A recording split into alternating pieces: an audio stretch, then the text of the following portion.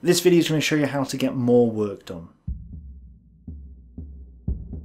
Baker is a teacher in Australia. Tick, you have no idea about how pumped I am for this video. Keep up the amazing work. If there's anything I can ever do to help you out, let me know, mate. I'll be showing these recent videos to my Year 12 students. They complain about writing 1,000 word essays, yet here you are about to make a 24-hour plus video on Stalingrad.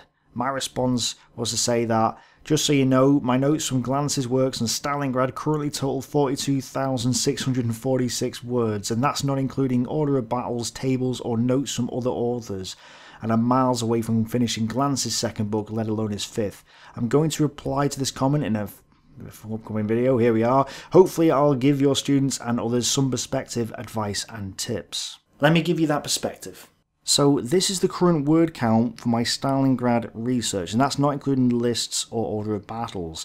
So over here on this side you can see Glance, and I've arbitrarily split his work up a little bit, but basically these are the word counts in total, and if you add that all up, that equals 54,592 words.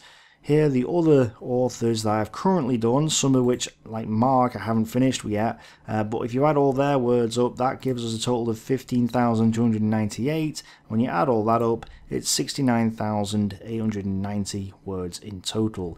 All these authors over here are represented in this graph. You can see the blue bars, and different values, etc. All of them equal just 21.9% of the total amount of words that I've used so far in the notes, and 78.1%, which is 54,592, is all of Glance. You can quite clearly see that Glance at the minute is taking my full attention.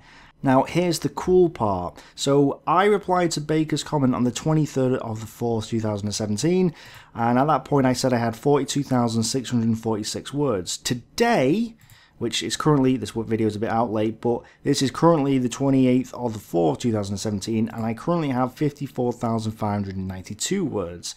Now if you add that and take the difference, the amount that I've done in 5 days is 11,946 words. That is 2,389.2 words a day, and I know that I've done an hour and 15 minutes worth of work each day because I've timed it, and I'll come back to that, which is a total of 6 hours and 15 minutes. That means words per hour is 1,911.36, words per half an hour is 955, and words per minute therefore is 31.856. I know I've done this amount because I used the Pomodoro technique, which I'll come back to in a minute, but effectively, in 5 days, I have done 11,946 words. And just so we're clear, I work 40 hours a week, at minimum. It's sometimes 50 or 60, and I'm still producing hundreds of words a day. And let me tell you, 1,000 words is nothing. Nothing. You can write 1,000 words, if you know what you're doing, in about 35 minutes. The reason you consider your essays to be difficult or a hard slog, or for some of you might be impossible, is because you've not yet learnt the techniques needed to do the necessary work. Everything is a skill. Essay writing is a skill. Doing the necessary research is another skill. But here's the deal, all skills are learned. It doesn't matter if it's drawing or painting or kicking a ball into a net or playing guitar. You put the hours in, you learn the skill.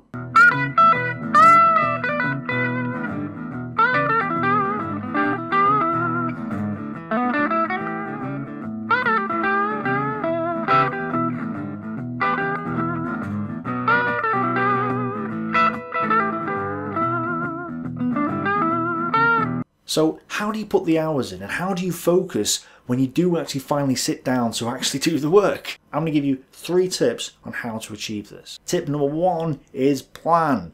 Plan your day. Some of you might prefer to do it the night before. I prefer to get up in the morning, have a shower, and plan as I eat my breakfast. For me, it's a nice little low energy task that gets me in a productive frame of mind. Spending 30 minutes planning your day can save you hours later. It's well worth the time and investment. So how do you plan? So get a piece of paper. I prefer blank paper, but it's really up to you. Write the day at the top, write to do at the top as well. List all tasks that you need to do that day, and if necessary, the amount of hours you want to dedicate to each task. Now draw a cross on the paper and put a box around the cross. Write important and not important, urgent and not urgent as shown. All your most important and urgent tasks go in the first box. All your important but not urgent tasks go in the second box. All your not important but urgent tasks go in the third box. And all your not important and not urgent tasks go in the fourth box.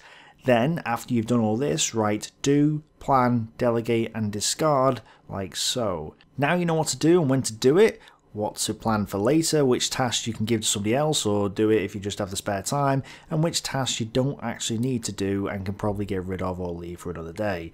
This is the Eisenhower matrix, named after Eisenhower, who supposedly either invented it or inspired it.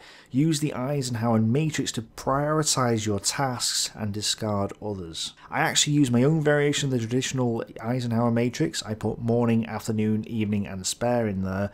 This way I can prioritize which tasks need to be done at certain times of the day. For example, I prefer to do my Stalingrad research in the morning so that I don't have to worry about it for the rest of the day. But some days I'm in work early so I can't do that, so I'll do it first thing when I get home. I tend to put the low energy tasks in the evening, which don't require great deals of energy to do when I'm tired, but either way I consider what the most important tasks are and work my day around them. Then I pin this plan up on the wall with white tack and tick it off as I do each list. It's really satisfying when you get to see your progress as the day goes on. Tip number 2 is focus on one task at a time.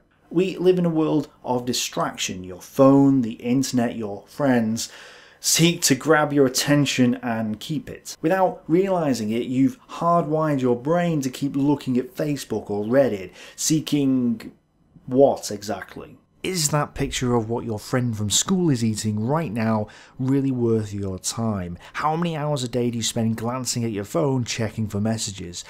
Probably too many. You ask yourself, why can't I concentrate for more than 5 minutes? I want to, but I can't. The reality is, you're addicted. Every time you sit down to work, you can't focus, because every 2 seconds you're checking to see if someone has commented or liked your YouTube video. Please comment and like my YouTube video, subscribe for more and all that rubbish. Or worse, you're so bored.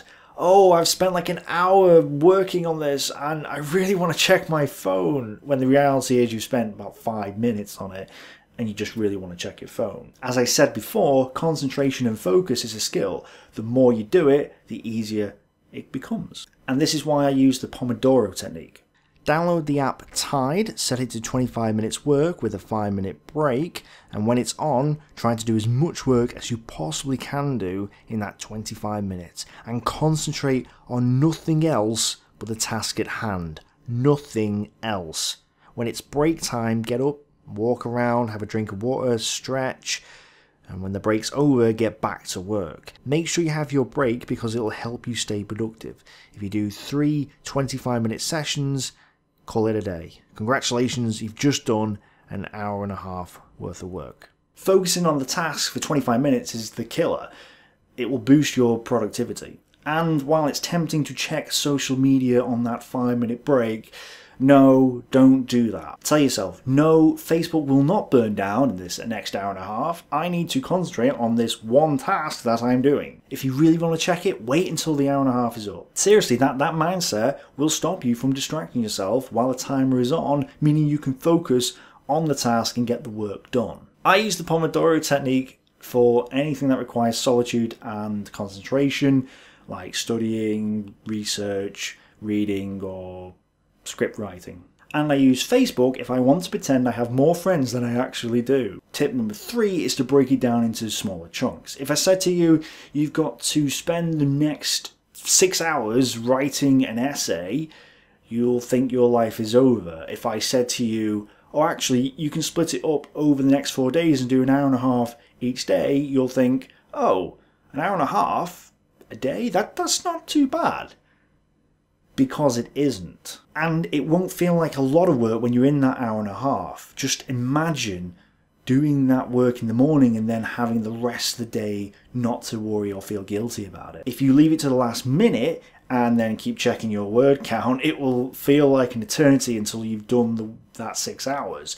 You'll be tired, you'll be stressed, you'll be kicking yourself for not having done it in smaller chunks. And it is tempting to count the words, but I wouldn't do that. I'd just work solidly for an hour and a half on the day and then maybe decide to check it at the end of the day. Every time that you check the word count on the breaks, for example, you're going to be disappointed, so just wait till the end at the very least. So to recap, plan each day as it comes, use to-do lists and prioritize using the Eisenhower matrix. 2. Focus on one task at a time and use the Pomodoro technique, and break it down into smaller chunks.